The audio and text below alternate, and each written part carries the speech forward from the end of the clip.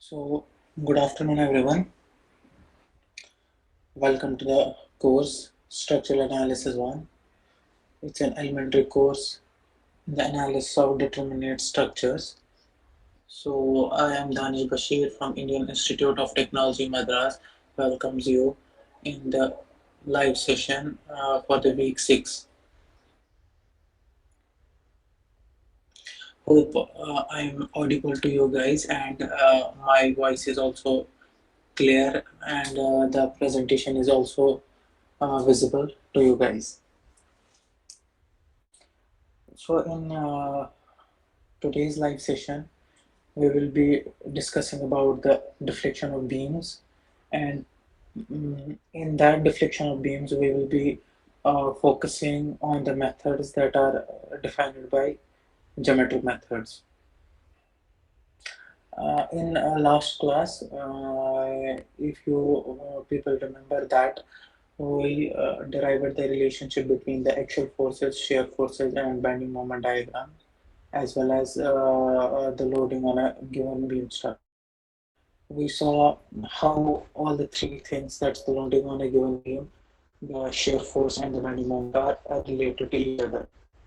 The gradient of the bending moment diagram is the shear force, and the gradient of the shear force diagram is the loading at that point.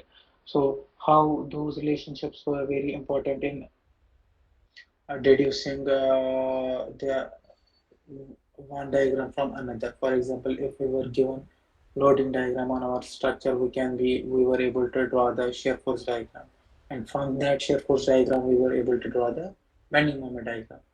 That is, all the three quantities were interrelated with each other.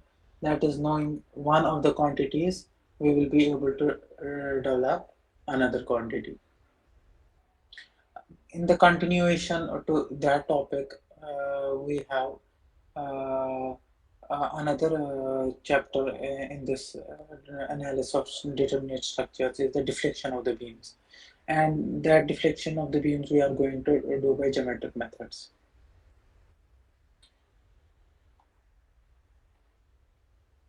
So by the deflection of beams, what I mean to say that, as we all are aware of the fact that whenever we apply loads to our structure, loads to any body, it deforms. So for example, if I am applying, for example, load like this, if I am applying load,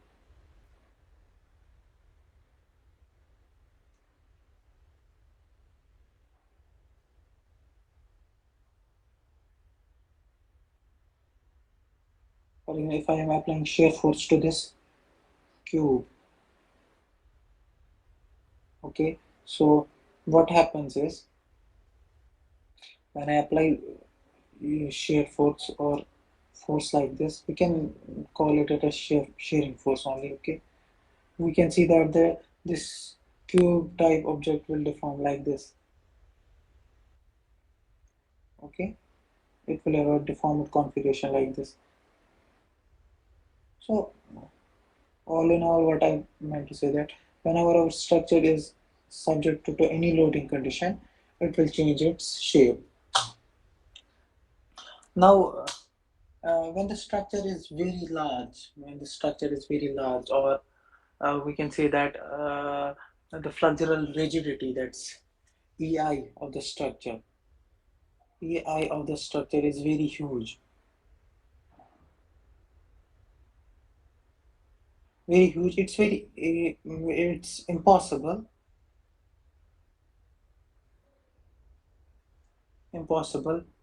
to see the deflection with naked eye.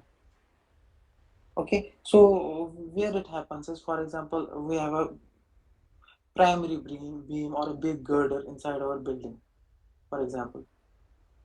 So like this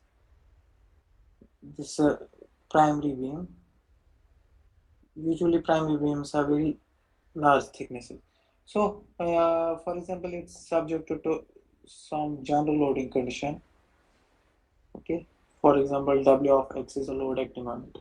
So, for understanding purpose, we draw just the exaggerated view or the deflected exaggerated view of the this beam structure. That is, we exaggerated its deflected shape so that it will be understandable for us. We just draw the deflected shape like this. But however, in practical scenarios or practical life application, it's very difficult to obtain a deflection of this amount. Uh, the amount by which we show it on our figures. So this is an exaggerated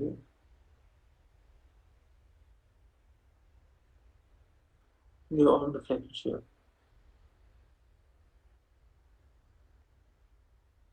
In our structures like beams or columns, these deflections are unnoticeable.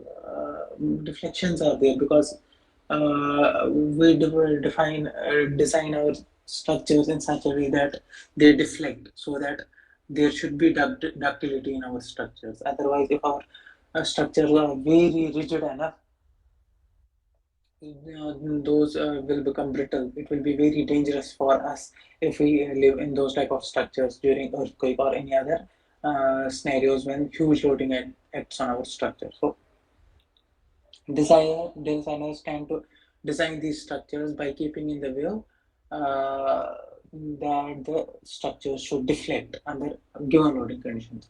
But they keep in the view that deflections are in limits. Actually, our code specifies some limits by which we say that this beam should have a deflection within this limit. Otherwise, if that beam is not deflecting within those limits, it is deflecting in excess of that limit, we will say that the design is not correct, or we have to revise the design, or that structure is not suitable for service. We cannot live there. It's obvious that it's a psychological impact on our mind also. For example, if we enter any hall and we were seeing that its slab is deflecting by a large amount, main beams and secondary beams are deflecting by a large amount.